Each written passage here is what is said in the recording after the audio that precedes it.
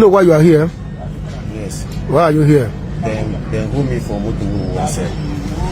So you want to sell your motor? It's not me that want to sell it. I told you they came to carry me. When they came to carry me, let me say if I did not complete, then we miss my family. On the morning of May 12, 2026, what looks like an ordinary peaceful day inside a quiet compound in Ibuza, Asaba, suddenly turned into a nightmare that would leave church members shocked, neighbors terrified, and investigators asking dangerous questions that nobody around the bishop could answer. Because by the end of that day, one of Delta State's most respected clerics, Bishop Clarence Chinedu Okonkwo of the End Reconciliation Ministry, would be found dead inside his own residence. And the man police would later accuse of carrying out the brutal attack was not a stranger, not an armed robber from outside, not a random criminal, but a man who walked inside the bishop's home, a man trusted enough to drive him around daily, a man who allegedly knew the bishop's movements, schedules, secrets, and routines, his driver, Uchenna Nicholas Obiagu. And till this very moment, many people following this disturbing case still believe the full truth has not been told, because the story the suspect later gave police raised more questions than answers. Questions that even ordinary Nigerians online immediately began to challenge. Questions that made people wonder if this was truly a kidnapping operation gone wrong or something much darker. According to reports, the tragic incident happened on Tuesday, May 12, 2026, inside the bishop's residence in Ibuza, Delta State. Sources said Bishop Clarence was preparing to leave for an appointment that morning. The compound was calm. Nothing reportedly looked suspicious. The cleric, known by many church members as a peaceful and devoted spiritual leader, had spent years building his ministry and counseling families. People who knew him described him as a disciplined, soft-spoken, and deeply respected. Nobody imagined that danger was already sitting inside his compound, and according to investigators, that danger may have been hiding in plain sight all along. Reports stated that during an altercation inside the residence, the bishop's driver, identified as Uchenna Nicholas Obiagu, allegedly attacked the cleric with a pestle. A pestle, not a sophisticated weapon, not something carried by professional assassins, but a heavy household object capable of causing devastating injuries within seconds. Police sources later revealed that the bishop suffered severe injuries during the attack. The violence inside the house was said to be brutal, disturbing, personal, the kind of violence investigators often say happens when the attacker is very close to the victim.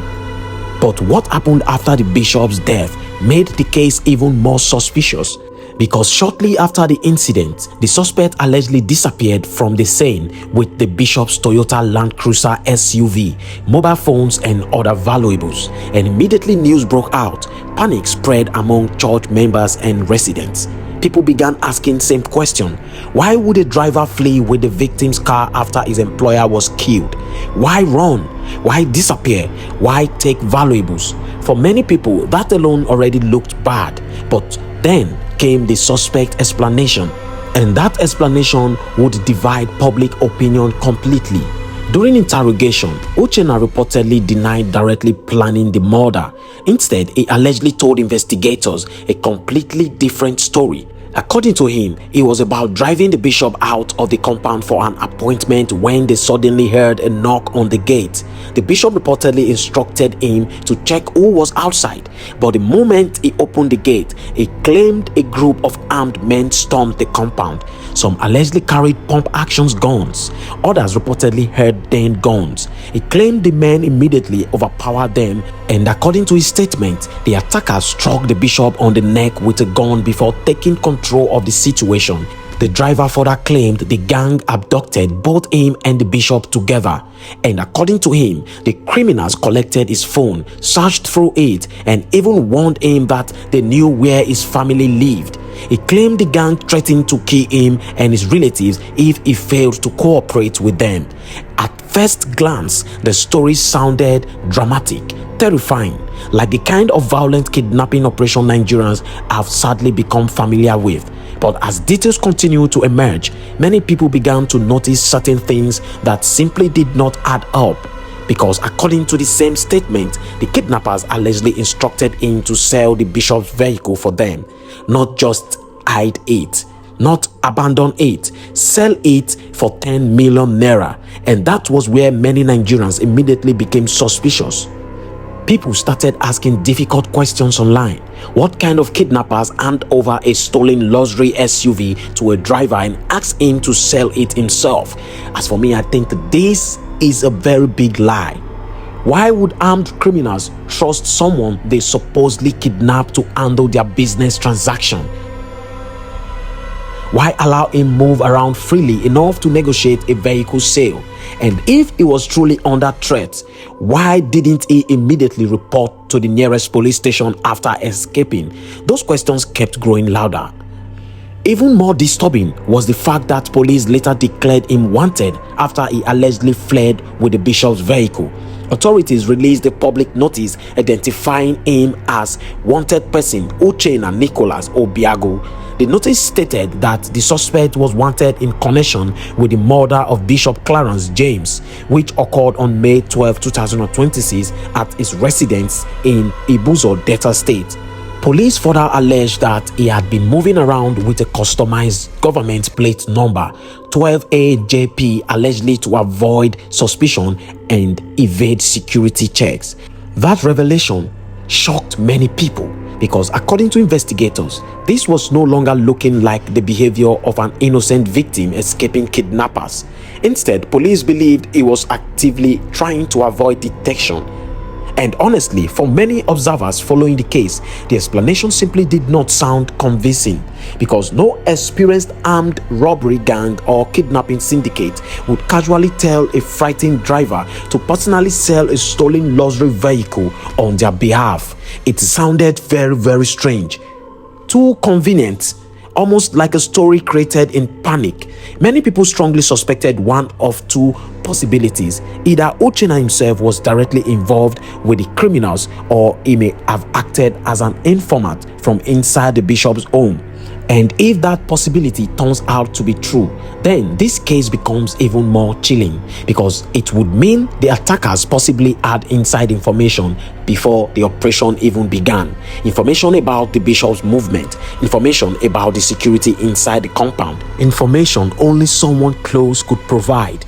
As news of the bishop's death spread, members of the End Reconciliation Ministry reportedly struggled to believe what they were hearing. Some church members cried openly. Others reportedly gathered in small groups discussing the shocking betrayal angle surrounding the case. For many of them, this was not just the death of a pastor, this was the violent loss of a spiritual father, a counselor, a mentor. Some members reportedly described Bishop Clarence as a man who frequently helped struggling youth financially and spiritually, which made the allegations against his own domestic staff even harder to process, because trust inside Nigerian homes has become a growing fear. More families now live with anxiety over who they employ: drivers, house helps, security guards, domestic workers. Stories involving betrayal from trusted staff members have increased across the country in recent years, and this case only added to those fears. But the suspect's freedom would not last long. Security operatives quickly launched what authorities described as an intelligence-led operation to track him down. Investigators reportedly followed multiple leads: phone tracking, vehicle movement, informant report, and eventually police operatives attached to the Rapid Response Squad in Akuzu tracked down the suspect in Onitsha on Wednesday morning. Reports further stated that an accomplice was arrested alongside him. Even more shocking was what police allegedly discovered during the operation. According to reports, the suspects were apprehended while attempting to sell the stolen Toyota Prado SUV for 10 million naira. That detail alone further intensified public suspicion, because investigators now believe the vehicle transaction was already in motion before the arrest happened. Confirming the arrest, the police public relations officer of the Anambra State Command SP Tochukwu Ikenga disclosed that the stolen Land Cruiser Jeep had been recovered and the suspect taken into custody for further interrogation. Authorities also confirmed that investigations are still ongoing to determine whether additional accomplices were involved in the crime. And honestly, many Nigerians believe more arrests could still happen because cases like these rarely involve only one person, especially when movement of stolen vehicles, escape routes, and attempted sales are involved. Investigators are reportedly working to uncover every person connected to the operation, every phone contact, every financial movement, every communication linked to the suspect before and after the bishop's death. But beyond the investigation lies another painful reality: the emotional damage left behind, because somewhere tonight, church members are still grieving, family members are still asking why this happened, and loved ones are still trying to understand how a man could allegedly lose his life inside the same home where he should have been safest. Cases involving betrayal hit differently because they destroy life itself. When danger comes from strangers, people become careful. But when danger allegedly comes from somebody trusted enough to enter your private space daily, it creates a deeper fear. A fear many Nigerians watching this story now understand too well. And perhaps the most disturbing part of this entire case is this: if police investigations eventually prove that this attack was carefully planned from inside, then Bishop Clarence may have been surrounded by danger long before that gate was ever opened on May 12th, long before the alleged knock at the gate, long before the story about armed men and kidnappers, because sometimes the greatest threat is not the stranger outside the compound, but the person already inside. As of now, police say investigations remain ongoing. The recovered vehicle and other items have been secured as exhibits. Authorities are continuing interrogations to uncover the full circumstances surrounding the bishop's tragic death. And until all the facts finally emerged, many people across Nigeria will continue asking the same question: was Uchenna Nicholas Obiagu truly a terrified victim forced by dangerous criminals? Or was the story simply an attempt to cover up a much darker truth? Only the investigation can answer that. But one thing is already certain: the shocking death of Bishop Clarence Chinedu Okonkwo has left behind fear, unanswered questions, and a painful reminder that sometimes betrayal wears a familiar face. What is your name? Uchenna who? Nicholas. From where? From Olu. What do you do for a living? A driver. Driver to who? My boss, Bishop. Who is your boss? Bishop Chinedu. Bishop Chinedu. Where Bishop Chinedu based? Asaba. Which working they do? He's a bishop. He's a bishop. And he owns a church. He didn't get people to become paid. Okay. So do you know why you are here? Yes. Why are you here? Then who me for motor one side. So you want to sell your gun motor? It's not me that want to sell it. I told they came to carry me. And when they came to carry me, tell me say if I did not complete, they will waste my family. That I should contact person. Who hold you?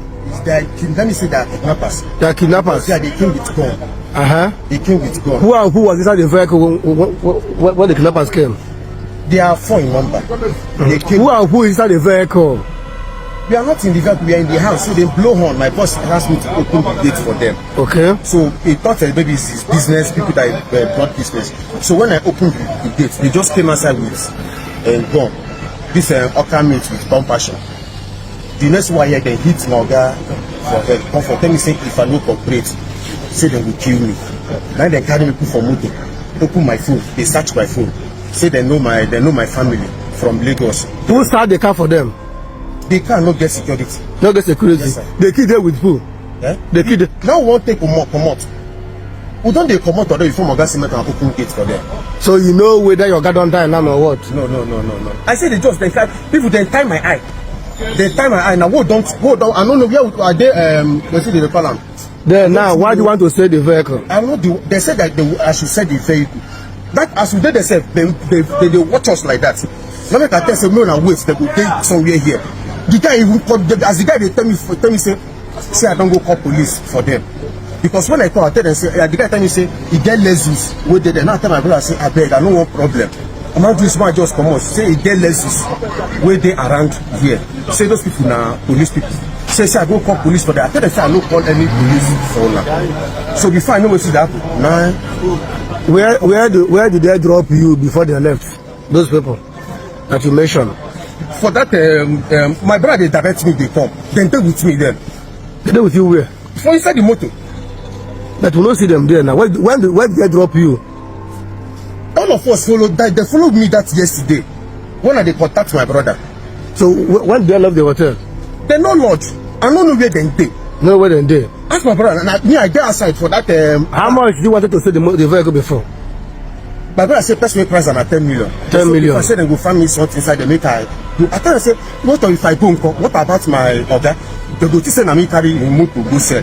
They say make I find my way. I'm putting to you that you're a member of kidnappers this syndicate. Sir, I'm not a kidnapper. I've told you.